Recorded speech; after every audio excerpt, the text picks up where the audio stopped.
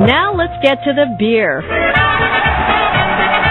I'm talking about the German-influenced beer, better known to drinkers around the world as Qingdao. When German workers built the local railroad and other infrastructure back in the late 1890s, they naturally wanted a drink after work, so why not build a brewery too? While it's spelled differently, it's pronounced the same way the city is pronounced, Qingdao. We visited the historic brewery established by the Germans in 1903 and listened as my traveling companion and former Qingdao brewmaster Helen Yang explained a few things. Oh, to Chinese people, Qingdao is beer. Qingdao Brewery is the #1 brewery in China. Helen learned about Chicago in the 1990s when Qingdao sent her here to study some advanced brewing techniques at Chicago's Siebel Institute of Technology and World Brewing Academy.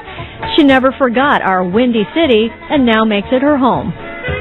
The original Qingdao brewery has been completely modernized, but its history has been preserved in a museum, and a brewery tour draws hundreds of tourists every day. They're mostly Asian and, of course, German. The brewery tour includes a trip through this drunken house where everyone feels drunk before they've had anything to drink.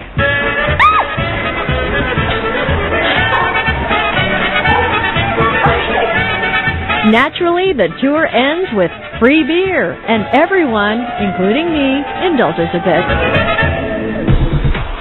Now, toasting is an old tradition in Shandong province, where Qingdao is located. It's usually reserved for formal dinner occasions, but people in the beer hall toast too. It can be hazardous for anyone who can't hold their liquor, and here's why. The tradition goes like this. The host makes 3 toasts within the first 10 minutes, and then the co-host makes 2. Then the guests are expected to toast the host to show their gratitude. Never raise your glass higher than the host because that would be disrespectful. The dangerous aspect is if the toast ends with a ganbei. That means bottoms up, and they expect you to chug whatever's left in your glass. It's easy to end up hammered if you're not careful. No one seems to know or care that much how this toasting drill evolved, but they believe it dates back to Confucius. Oh, and one more thing. Qingdao's version of a six-pack to go is, well, this. And the German influence doesn't end with beer and bunkers. So what was built by the Germans to be used as City Hall here in Qingdao, then used by the Japanese, Chiang Kai-shek, and the People's Republic of China, is now being used by the local Qingdao government.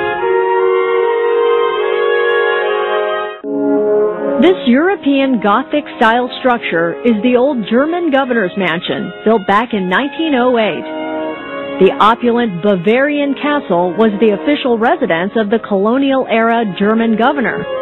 Once under Chinese control, it was renamed Guest House and became important as a retreat for visiting dignitaries, VIPs, and political figures. In fact, both Mao Zedong and Deng Xiaoping have stayed here. The graceful lines, bold colors, and unique ornamentation make this building an architectural gem. The guest house is now a museum. And by the way, those dragons at the top with chains draped around their necks are rumored to symbolize the German control, chains, of the Chinese spirit, dragon. The next day, we visit another spiritual destination, and a unique one too. For China, that is. We were allowed to shoot inside Qingdao's St. Michael's Catholic Cathedral. Believe it or not, there are thousands of Catholics in this area, but religion is still a very sensitive topic to the Chinese government.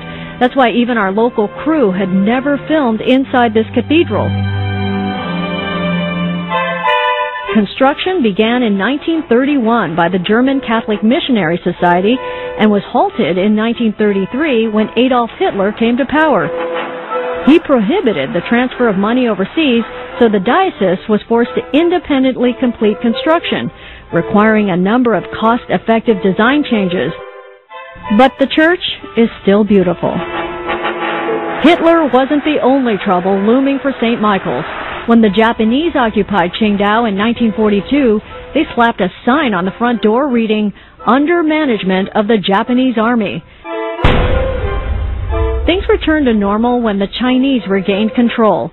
Then came the Cultural Revolution, and St. Michael's was defaced by the Red Guard. The enormous pipe organ was destroyed, and 2 rooftop crosses were removed.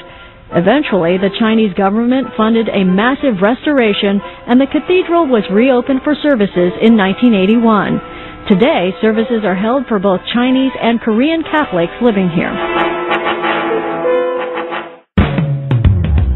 I've only got a couple of days left in Qingdao, and there are so many more things to explore, so let's start with the shopping.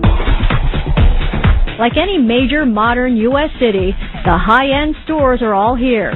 Hermes, Gucci, Louis Vuitton. But their own stores are far more interesting, offering unique, very Chinese merchandise. Qingdao is also a foodie's paradise. The variety of restaurants, eateries, and food courts is mind-boggling. I've also noticed how extraordinary the presentation and preparation is. The service is excellent, too. I've never had a cup of tea poured like this, and he puts on quite a show afterwards. Speaking of shows, many of the places we visited provided entertainment along with our meal. And if you love seafood, remember, Qingdao is a seaport, and fresh fish is everywhere.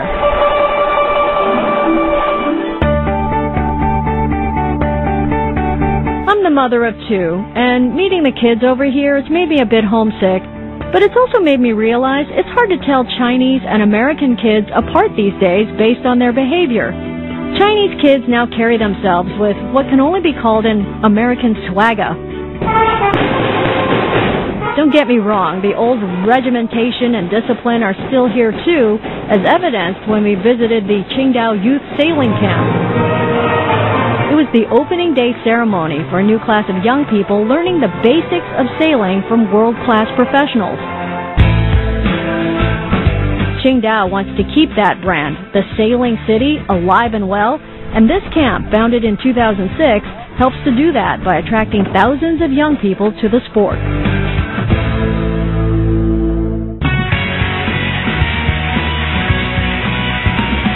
I think we've come full circle on this trip as I spend my last night at the Qingdao Beer Festival, the largest beer festival in Asia.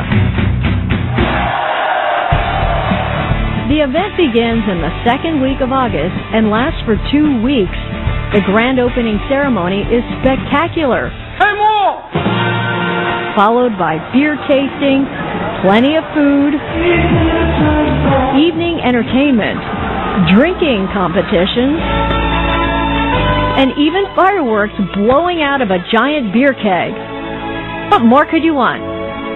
The hometown of the largest brewery in Asia deserves an event of this magnitude, and I, forgive me, drank it all in.